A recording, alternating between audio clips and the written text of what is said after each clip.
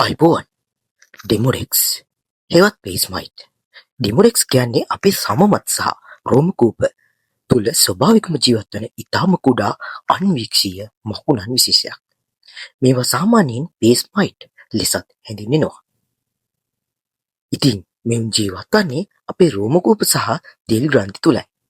විශේෂයෙන් මුහුණේ ඇහි බැම අයිලෑෂස් ආශ්‍රිත රෝමකූප සහ සීබම් නිපදවන ග්‍රන්ථි තුළ මුහුන් ජීවත් වීමට ප්‍රිය කරනවා.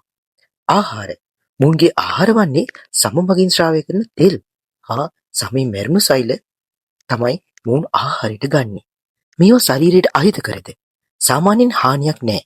ඒත් බොහෝ මිනිසුන්ගේ සම්මත මේ සතුන් සුළු ප්‍රමාණයක් ගැටලුවක් නොවුනත් ගොඩක් ප්‍රමාණයක් හිටීම සමහර විට ගැටලුකාරී තත්ත්වයකට මුහුණ දෙන්න පුළුවන්. මේ තත්ත්වය අපි ඩෙමොඩෙක්ස් ඕවර්ග්‍රෝත් ලෙස හඳුන්වනවා. මේවා අධික ලෙස වැඩි වෙන්න හේතු තමයි ඔයාගේ ප්‍රතිශක්තිකරණ පද්ධතිය දුර්වල නම්, හෝමෝන වෙනස්කම් ඇතිනම්, අධික ලෙස සෙල් සහිත සමක් නම්, වයසට යාමත් එක්ක ප්‍රතිශක්තිය අඩු වෙනවා. ඒ වගේම සමේ විවිධ ආසාදන හරි රසායනික ද්‍රව්‍ය අධික ලෙස තිබීමෙනුත් මේ ඇති වෙන්න පුළුවන්. මොනවද මේ කියන රෝග ලක්ෂණ? මුහුණ රතු වීම සහ කුඩා කුරුලේ වෙන තත්ත්වයන් ඇති වෙන්න පුළුවන්.